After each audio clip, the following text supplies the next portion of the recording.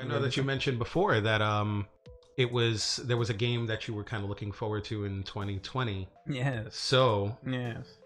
What are games that we're excited for, and you guys excited for in 2020? My number one list as of right now is Doom Eternal. Okay. I love first person shooters. I cannot wait for this game to come out. I pre-ordered it at a certain point, but then I rolled back on the pre-order, but I'm probably going to pre-order it again. Well, it was supposed to come out in 2019. Yeah, that's right. It got delayed, and I'm a little weary about pre-ordering games as time goes on more and more, just because they come out and they go on sale 2 weeks later. But a game like Doom, day one, I'm buying it. Love first-person shooters, especially Doom. Like Doom 2016 was phenomenal. Had it on PS4, sold it. It came out on the Switch. I bought it on the Switch and played through it then. Okay. So much fun. I love Doom. I just love like the pace of it. It's so fast paced, and you just hear like this head banging metal music, and you're just like that's like pop pop pop, just shooting demons. The music was probably the piece of it that drew me to it the most. Aside from being a first person shooter, I was like, oh, okay, cool, another Doom game. But then I heard the soundtrack and I was like, oh my god. And I watched interviews of the actual composer, Mick. I can't remember his last name. He did some crazy shit to the audio files. Like he snuck in like pentagrams and stuff like that, and he like laid it into the audio file somehow and didn't tell anybody. So when the game came out, people tore the game apart looking for hidden messages, and they found it, and it was all over the place. And I was like, "That's pretty brilliant," you know. That's that got a lot of publicity, but they thought it would be bad stuff. But he inserted text that said like "Jesus loves you" or something like that, or "God loves you" or something like that. You know, to kind of be like, kind of be a balance. Because when Doom came out years ago, they were like, "Oh, this is demonic and violence and blah blah blah and satanic and all this shit," you know. And it's so good. Part of it, yeah. But you know, it got a lot of hate back then. And that hate and bad media is what inspired him to sneak that into this game. Okay. I'm not too sure if he's doing the composure on the next one. I don't think so. I'm not too sure. I at least haven't heard that yet. No, I don't think. I think it's someone else. Yeah, which makes me a little sad, but I'm still nonetheless looking forward to the gameplay for that. I'm looking forward to... But that's like your number one. Oh yeah, top of the list, like clear as day. Like now I'm struggling to think what else is coming out because I'm like, oh, yeah, think about it. I just want to make a quick comment about Doom. Like it was the first game that came out in a while that had like that fast-paced, claustrophobic shooting mechanic. And I normally don't like fast-paced games. I just, especially that fast, but you can't stand still in that game. Yeah, and that's like you can't hide behind cover. There's none of that. You're just running and gunning and which is what I love. Abilities. I love doing that in games anyway. Like if I'm playing like a multiplayer game or like, you know, playing Gears of War or something like that, which is primarily cover. I'm like, fuck the cover. I'm going in there and I'm gonna chainsaw motherfuckers, you know. But I think that probably next to Doom, like the next fast-paced games that I've played would be something like that, or like even. Spider-Man to an extent, I guess, would be fast-paced. Yeah. You know, the only thing I'm worried about Doom Eternal is it's going to be a lot bigger. Yeah. Like, it's going to be less... Doom 2016 is very claustrophobic, like I said. Like, it's a small space where you're fighting a bunch of demons. Now they're going to expand it a little bit where you have a little more room to breathe, maybe, unless they're just throwing in more enemies with more space. A little bit like Gears of War where you had a bit more open space and you can traverse both up, down, anywhere you wanted to go, and you had places to explore. Yep, exactly, yeah. But we don't know enough about that. I think the last they spoke about it was at like QuakeCon or something like that. But we'll see. What is your... I haven't seen any other news about it except for the E3 Bethesda panel, but the new Elder Scrolls game. Oh, that is something that I'm excited for. Yeah, that's not coming out this year. Yeah, I know that's not coming out this year, but I'm looking forward to that, and that's honestly the only game that I'm really looking forward to. Yeah. You know, like beyond expansions to, you know, like Final Fantasy or any other games that I'm playing. I did hear something about it's in development. It's not going to come out in 2020, but another Civilization game that's supposed to be coming out. Other than that, I'm not too excited for too many games in 2020, which is kind of unfortunate. Well, it's kind of good too. It's kind of good too. You get to focus more on what you actually have been playing or care more about. Yeah, but I think it's because we had such a slog in 2019 with games. And I was so excited for a bunch of games in 2019. Spider-Man was definitely one of those games that I really, really, really wanted. And now that I have it, Jen bought me that as a Christmas gift. Nice. But I think that's the reason why. Like there were a lot of games that I was really anticipating in 2019, and now that I'm looking at 2020, it's just like, okay, maybe there's some games that I'd get if I had the chance, but I'm not. Wait for sales. yeah, exactly. I'd probably wait for a sale on it, but I'm not too excited about a lot of games in 2020. Simply because like a lot of the games that I have now, those are the games that I wanted. Gotcha. Yeah.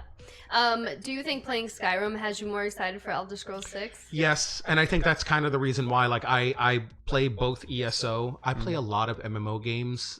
It's something that this is my contribution to this group here. I'm the D&D and MMO guy. So I think in playing ESO and in playing Skyrim very recently over the last like 2 months or so, has gotten me excited again, and I'm just eating up any news on Elder Scrolls 6. Yeah, not much. Yeah, and it's not much at all. Which is why when ESO came out with their new expansion Elsewhere, instantly I got the collector's edition of it, and I ate that up because I'm just that excited about where that's going and what's going on with it's pretty Bethesda. impressive that you can play Elder Scrolls Online and Final Fantasy 14 and still manage to fit in Spider-Man and all these other games. Well, the thing is, real quick, not to cut you off. Not everybody plays one game like you do. You know what I mean? You set out on a journey with a game like Sekiro. Like, okay, I'm gonna platinum this, and that's all you play. Do you get burnt out playing one game at a time? No. Huh. No. I guess I'm he alone. plays MMOs, of course he doesn't. Yeah, I play MMOs. Right, but you take a break from one and move on to another for whatever reason, mechanics or. When you had said that, I'm kind of surprised that you play, Final Fantasy and Elder Scrolls. So I play of all the MMOs that I play Final Fantasy 14. I play Elder Scrolls Online. I play Neverwinter, and what's the other one that I play? Good Lord, I'm trying to remember. There is another MMO that I play.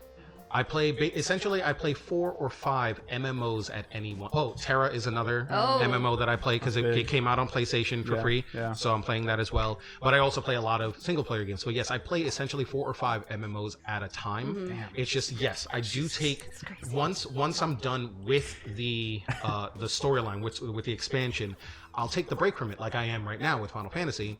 And then I'll just go back on and I'll do some crafting or I'll level like another class or something like that. But essentially, I'm going to go to another game. I'm playing Elder Scrolls or I'm playing Skyrim.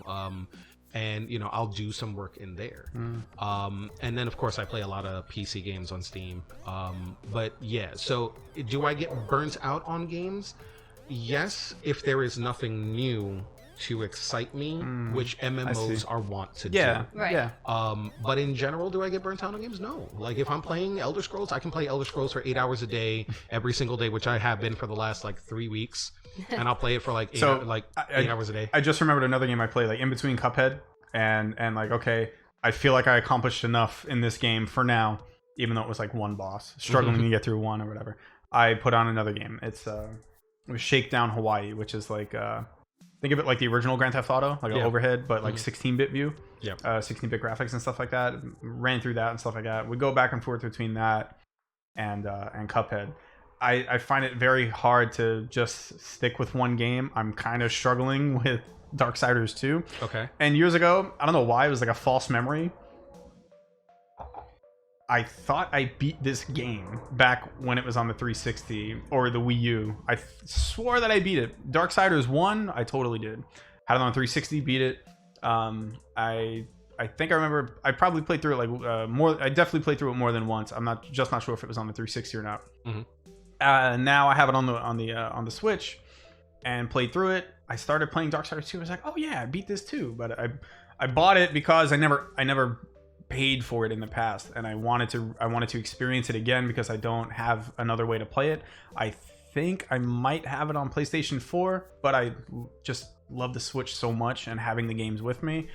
I will occasionally double dip, and that's one of the games where I guess I may have bought Darksiders 2 in the past for PS4 digital because it's there in my list. I didn't have PS Plus for a long time.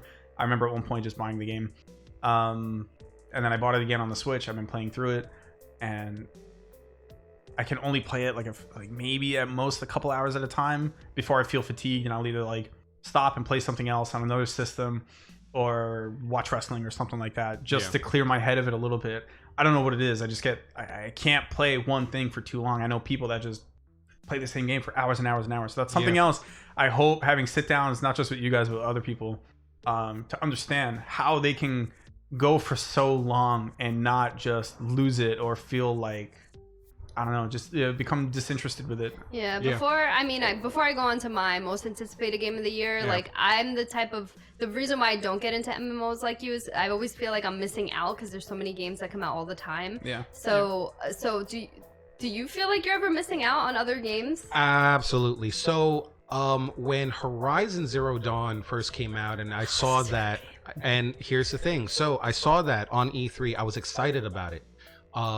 Female protagonist, first of all, which she didn't seem the typical I'm coming from some important journey or important situation and I need to prove myself to, the male-dominated society. It's just like, no, bitch, I'm the one in charge here. I'm the one that can save you all. So now all of you have to answer to me. When I saw that in that trailer, excited me so much, I got the game. Yeah.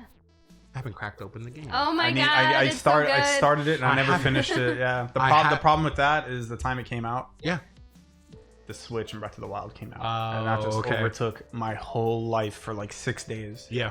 But years later, I met Delilah and I bought the game and I started it. I don't know. I just fell off because other stuff was coming out. It's just one of those things. It got lost in the shuffle. Another game that I didn't even crack open. I bought and it didn't crack open. Was I'm forgetting the name of the game. It has a little boy and this huge like winged monster, really cute. The Last Guardian. Yeah. Last Guardian. Yeah. That's another game that I haven't cracked open. Both of those are very storied games. That's definitely within my wheelhouse. But for some reason, like heavy on the story. Yeah. Yeah. But for some reason, it's just like I can't. I'm playing so much that I can't get back in. And, I kind of blame myself because I'm playing Skyrim yet again for maybe the umpteenth time.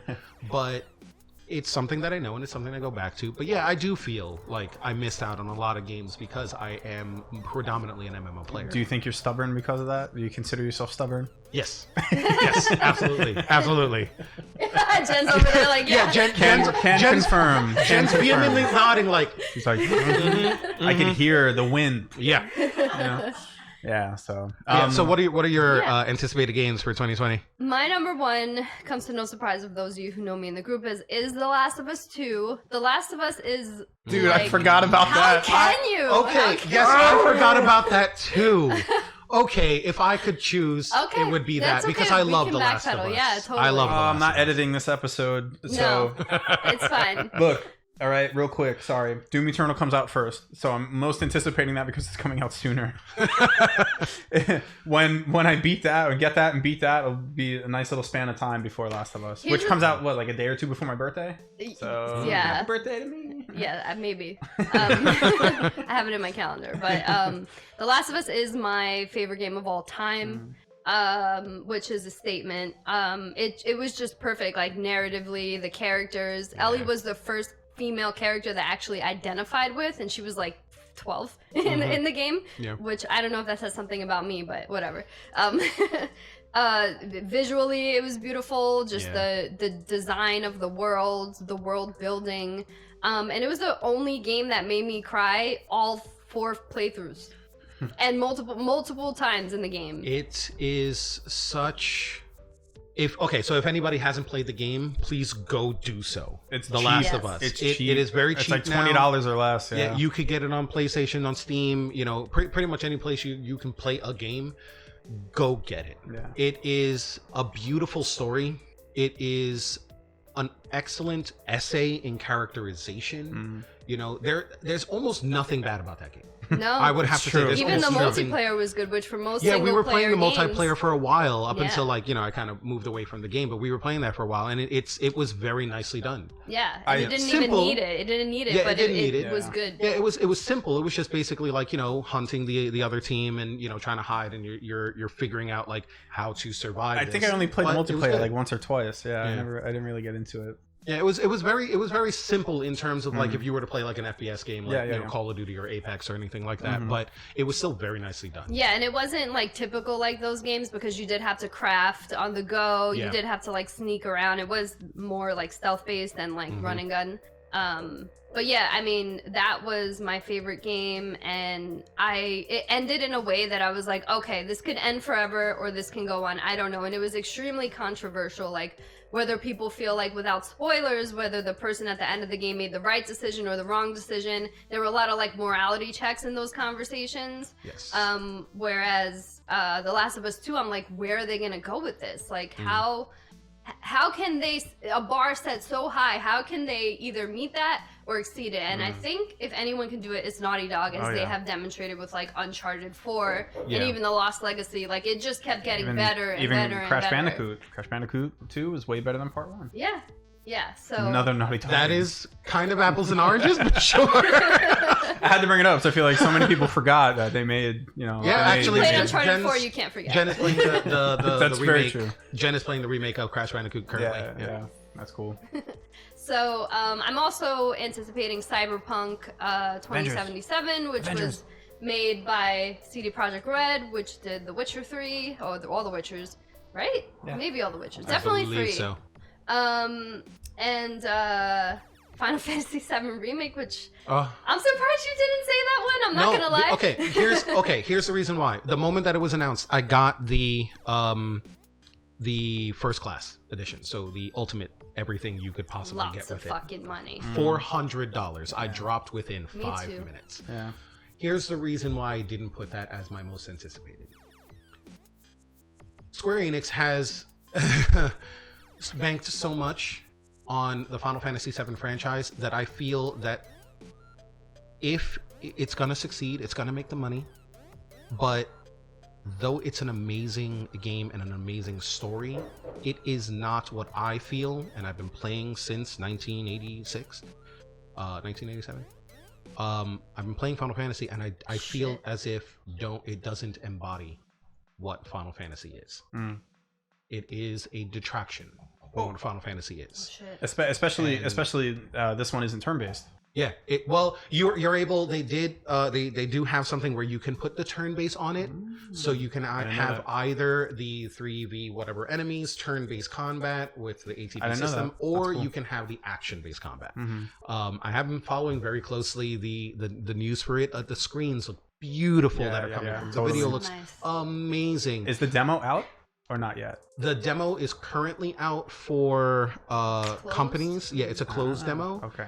So for companies to review it. Because I saw it got leaked. The intro got leaked, and they Yes. put it side by side with the original. Yeah. And it's just so massive. The demo is going to be coming out, I think, in the next week. Oh, sweet. I think it's Really? gonna be coming. Fuck. I think it's going to be coming out in the next week or so.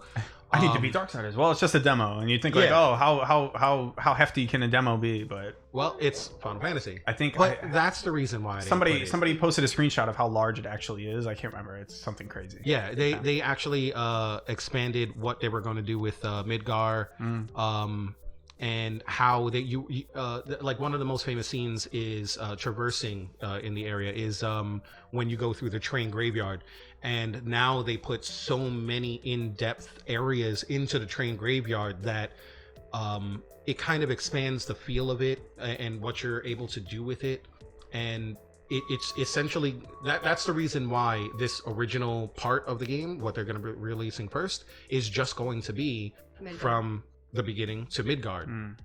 But they're also touting it as at least 30 to 40 hours, So you're gonna add a lot. which Get the is hell outta here. which is insane. Yeah. Yeah. Because it's like only a few hours in the original, right? Yep, it's you can complete it, I think, in anywhere, if you're doing everything, 8 to 12 hours in the original version. But that's the reason why I didn't put it on, because to me it doesn't embody what Final Fantasy has always been. That's, you go to like Final Fantasy 9, you go to Final Fantasy 14 even, and that's what it is. Gotcha. But Last of Us. Yeah. Now that I completely forgot that was a thing coming out this year. So that's something that I would definitely put on my list. And also, you mentioned you quietly Avengers. Yeah, Avengers. You quietly mentioned that. Yeah. Here's another reason why I'm not putting that on my list, is because I think the game still needs some work. Yep. Square Enix is really good at making their games, but I think it needs a lot of work. Did you play it? Did you play it at Comic-Con? I did. No, I didn't go to Comic-Con, unfortunately. I think it needs a lot of work. I saw many videos of the combat system, and the combat system looks comprehensive. That's not a word you should be using when it comes to a combat system. It looks comprehensive. Yeah. And it doesn't really look too exciting in terms of its combat system. The graphics look pretty good. I did notice that from their original video release at E3, and then something that they showed a couple of months later, that they did beef up those graphics a little bit. Yeah. And the storyline looks interesting. Like, oh, okay, cool. Some crap is going down in New York City yet again. And Always New York. Yeah, always New York City. I thought it was like San Francisco. Oh no, yes, because it's the Golden Gate Bridge. Yeah, it's Golden Gate Bridge. Which is nice for a change. Yeah, give New York a break. And give New York a break. Yeah. So something is going down in a major city. The place blows up. Captain America dies. We gotta figure out what's going on with the Avengers. Or does he? Because of course we know we can play as Captain America. Yeah.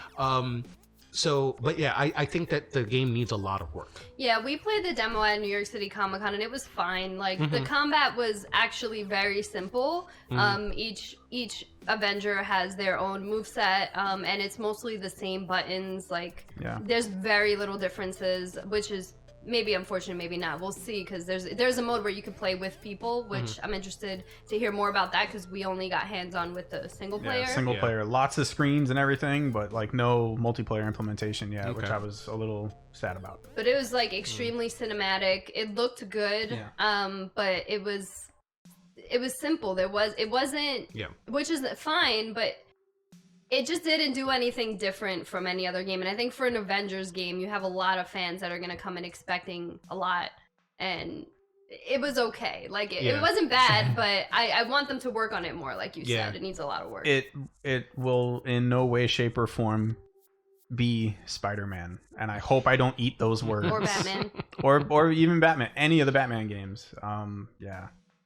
See, and that's actually something that was a little surprising to me. Like, I don't understand why Square Enix didn't go back and look at games like Spider-Man and like Batman and kind of implement something that would be like a marrying of the two combat systems. Yeah, like your active combat with Batman that you're able to counter and things like that, but then also like your other kind of reactive combat where, depending on what's going on around you, you have options in order to modify. Your environment modifies your combat. They could have done something with that. I'm sure it's a lot easier to do it with like one hero, like those games, which is probably why they had to like dumb it down a little bit, because those games, like, you feel like you're playing as Spider-Man, you feel like you're Batman, whereas the Avengers, you're playing as all of them, and it's like there's only so much they can do. If they flesh that out where like every single character feels like that character, then I maybe they would have burnout. I don't know. The cool thing about the demo was that you get to play as each character, but no matter who you played as,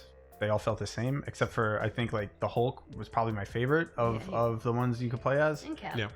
Cap. I just wasn't. I don't know. It kind of felt like they were similar. I remember liking Cap and the Hulk, especially the Hulk. Everybody else felt the same. I felt like it was the same person, just a different skin. That type of feel. Yeah.